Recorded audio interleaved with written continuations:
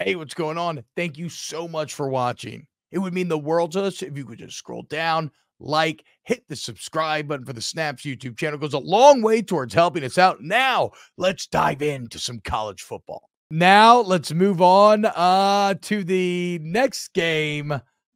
Texas versus Washington. Uber sexy here. Sugar Bowl. Absolutely love it. What a matchup. Another SEC Big Ten game, right? The great irony of this year in which we finally get four really good representations from four of the different Power 5 conferences. It's really just the Big Ten and the SEC all over again. Yeah. Justin Kaffenberger, $5 if JJ doesn't go ballistic, Michigan loses. I don't know about ballistic, but as Aaron said, he's got to be big. He's got to be like do what Jalen Milroe did to Georgia. He doesn't have to be awesome. He has to make the big plays when he can. And I think Milroe is better suited doing that than JJ, as evidenced by this season. So we'll see. Texas, Washington, though. Aaron Murray, Texas wins if they keep Penix under 275 yards passing. That's it. I mean, I don't hate Washington's run game. You know, we've seen it kind of evolve. Obviously, a good, you know, an offensive line that just got crowned the Joe Moore Award winner. Like, it's a talented unit. I would still take Texas's front seven and those D tackles in a phone booth over Washington's offensive lines. Like, if you're going to tell me that Washington feels confident enough just to run the football, then good for them. I don't see it happening. They don't got to run a great Texas secondary is a liability. So, like, if you tell me that like they kept Penix under 275, don't let them get to 300. I think Texas's offense is good enough to put up some numbers. That tells me that Washington's probably somewhere in the low 30s. I think you win that type of ball game. So you can't let him go off. If I don't, see. So yeah, I guess the difference here is I don't, and so maybe this is why Texas wins. If I don't see a world, though, where you stop the rushing attack, like shut it down and hold Penix under 275. I do. That's the beauty of Texas's defense. Like, I always talk about this game because it was the perfect example of how to stop an elite offense like this. Go back to when the San Bay Buccaneers beat the Kansas City Chiefs, was it like 4 years ago? Tom Brady's first year in Tampa. What did they do defensively? This is when Kansas City obviously had Tyreek, they had Kelsey, and a couple other really talented receivers. They played too high. They played cover 2 and stopped the run because they had Sue and a bunch of other like elite linebackers, and like the Chiefs couldn't run it. And as a former quarterback, you know, it's like you can't throw the football in the cover 2. It's a nightmare. There's just not a lot of holes there. It's not what you want to get. You want to be able to run the football to force a team to get the single high, and then you win your one-on-one matchups on the outside with an accurate quarterback like Michael Penix Jr. I think Texas is good enough to stop the run with a light box, 6-man box, 4 defensive linemen, 2 linebackers, and still be able to play 2 high safeties over top. No, you think they could stop Washington's rushing attack with a I do think they can do that. I mean, look, to be fair, they're gonna have to try. They're gonna have to try. I feel like I'm being, I'm pushing back against you, but here I'll read what I wrote. Texas wins if they can shut down the rushing attack, right? Texas secondary is a glaring weakness. As you said, if you can shut down the rush with 6, you have to shut it down with a 6-man box. You can't, because shutting it down with a 7-man box, okay, great, but like you're then leaving your DBs one-on-one the outside, and Penix will eat your ass alive. Yeah, but Washington hasn't proven enough to. I mean, every big game this year they've won, they've run the fuck out of the ball. Now, sometimes more effectively than other, but they will run it. Like, they're going to be committed to it no matter what. But they haven't faced it. And in Oregon's defense line, Oregon's defense is great, but like Texas has two guys up front that could be first-round, second-round picks. Like, Washington's got dogs up front as well, though. I mean, I agree. I know. I agree with you.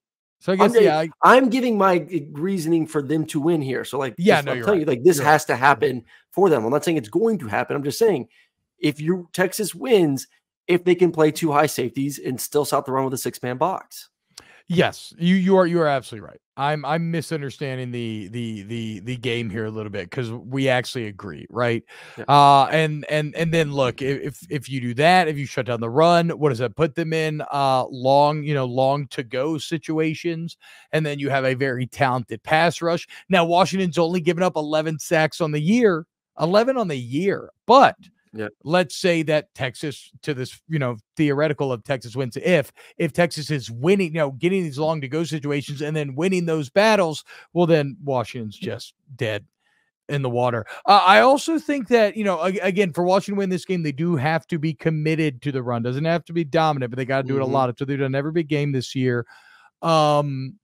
This is maybe where, if you flip it to the other side of the ball, A.D. Mitchell and Xavier Worthy come into play. Like, can Quinn Ewers in this offense apply pressure to Washington to have to feel the need to play catch up? Because I don't know that I love Washington in that situation if Texas is just going to be able to constantly pin their ears back. So I see both my keys to this game revolve around Washington on offense, Texas on defense. I think that's it. Because I think Texas is going to get points. Maybe, they're not going to score maybe 50 points or in the 40s, but they're going to score. You think I'm not worried about that. In the 40s? I don't think they're breaking 40. This game has all the makings of like 35, 31, 38, 35, something along those lines. Okay, whatever. Mid 30s. I'm just saying, like, my focus is not on that side. My focus is not on Texas offense, Washington defense. Like, that will play itself out. If Washington get a couple turnovers, great. Like, my key is still obviously Texas stopping the run with a 6-man box. My key for Washington is, can you be balanced enough to force them into that 7-man box? Like, that's the difference in the game. Texas's defensive DBs are obviously on the lower end when it comes to being competitive, when it comes to stats and their ability to stop the pass. If you can get the one-on-ones, you're going to dominate the football game. Yeah. You have 3 of the best receivers. You probably have the best receiving core in America. Yeah. You have one of the most accurate quarterbacks in America, and not just dink and dunks like Bo Nix style, but throwing the ball vertically down the field. If you can establish a run and create some balance and force Texas to go to more single high, you're going to win the ball game. Yeah. Because Penix is going to have an absolute field day. Field day. So, like, I'm with you. Like, they have to stay committed to attempting to run the football and having a little bit of success. So again, I think we view this game the exact same way. Because I said Washington wins if they get Dylan Johnson going, and you look at almost all their big games this year. Let's look against Arizona. They ran it 26 times for 111.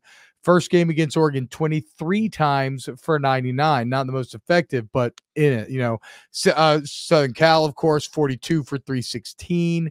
They ran it 33 times against Utah for 125.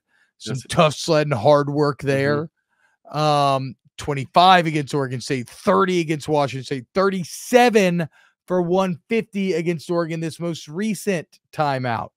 So, like, make no mistake, as Aaron's telling you, we're in complete agreement. That is the key to making this Washington offense really reach its full potential. And like, Penix is going to have successful moments no matter what. But again, if you want to maximize him and his weapons, the reliable rushing attack is the way. How would you score this, though? Some other food for thought here. And I give Washington, and I'm actually choosing the Huskies to win this game. And the reason is I give Washington the advantage in intangibles and coaching and in the quarterback room. And I would give Texas the advantage in overall talent. Now, I think I don't want to put words in your mouth, but a lot of people feel like they think the Texas talent advantage is large enough to overcome those Huskies advantages, right? And maybe the Huskies ones aren't as large as I think they are. But when I look at quarterback, like, I think Penix Jr. is way more proven and ready for the big moment than is Quinn. And if you look at some interesting numbers, you look at big time throws from PFF this year. Quinn Ewers 13, Penix Jr. 33. Now Ewers did miss some time. Yeah. The play action percentage, Ewers relies on play action 53% of the time, Penix 30%. Ewers throws screens almost 20% of the time, Penix Jr. 12%. Those are kind of easy button plays for the quarterback. I suppose easier. Stats when blitzed, they're both pretty awesome. You're talking about two guys. You're talking about 2 guys right now. If they both came out to the NFL draft this year, would be mid to late first round guys. Like, I don't see that much difference between the two. Okay, I don't see that much. I don't think the gap is as big as what you're thinking. And that's what I'm saying. You're talking about 2 of the top quarterbacks in I would say the views of not only college football, but what the NFL views them as well.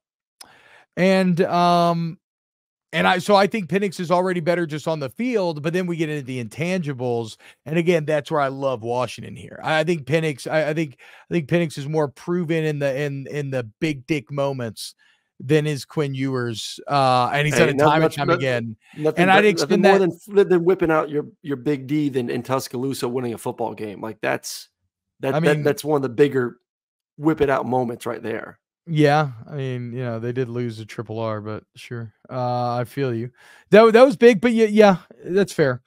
And look, in that first season against Texas, Bama. or the first game against Bama last year, when he only played for like a quarter, he looked like he loved the stage, but we've seen him disappear at times as well. You talk about that was his first year as a starting quarterback last year. Oh no, he was awesome in that game. I'm saying it looked like it seemed like he loved the big stage at that point. Yeah, I know, but then everyone says, "Oh, look at the rest of that season." It was still his first year starting. I mean, how many games? I mean, I guess if you want to point to like the amount of games Michael Penix has played compared to him, and a lot more experience, maybe that's the reason why you believe he can handle it better because he's a more experienced. Yes, and we've seen him constant every time. I've seen enough of Penix Quinn Ewers this year. I've seen enough of Quinn Ewers this year in big time games to feel pretty confident that the moment's not going to be too big for him either, though.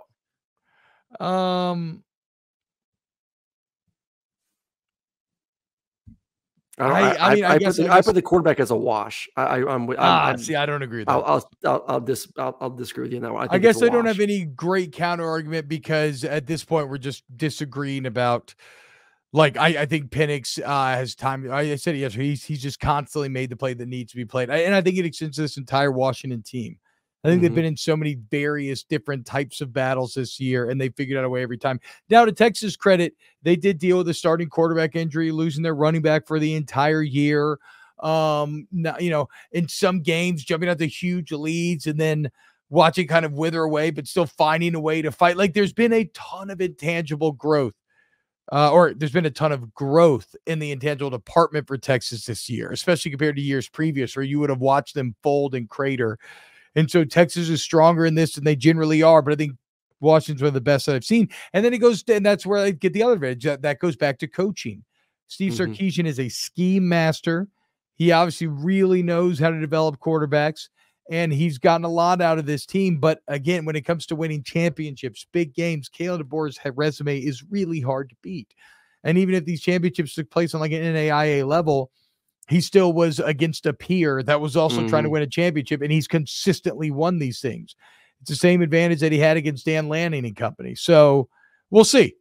We'll see. Is that talent gap large enough, or am I just wrong about these being advantages at all for Washington? I won't disagree with that. Their advantages before we move on. Like I agree with their advantage. I don't think they're as extreme as advantages maybe in your mind you think they are. Like you think like there's this major gap of like this huge delta between the quarterbacks, this huge delta between the coaches. I think that gap's smaller where it's a plus for you in the category, but not like this is the reason why you're going to dominate. I don't necessarily, no, I didn't say dominate. I think it's like I said, I think it's like a 3-point win type deal. But dominate enough in those categories to overcome the talent gap. I'm not saying it's a huge gap there. What I am saying is if you add up those three advantages, I do think then that becomes large enough to overcome that Texas talent advantage. Maybe. Which game? Let me ask you this big picture for both games. Which game could you see of the two turning into a blowout, double-digit win? I mean, at this point, bro, I mean, what do you mean? It's got to be Bama, Michigan, right? It's got to be Bama smashing Michigan. Like we've seen it too many times. I agree. I think this is the better game of the two. Watch this fucking movie. Yes, absolutely. I'd be shocked, and that would be. I mean, you want to talk about putting it out on the table? You want to have Texas fans really come at me hard? Like if Texas just came out here and blew out Washington, that would be very impressive. That would be crazy.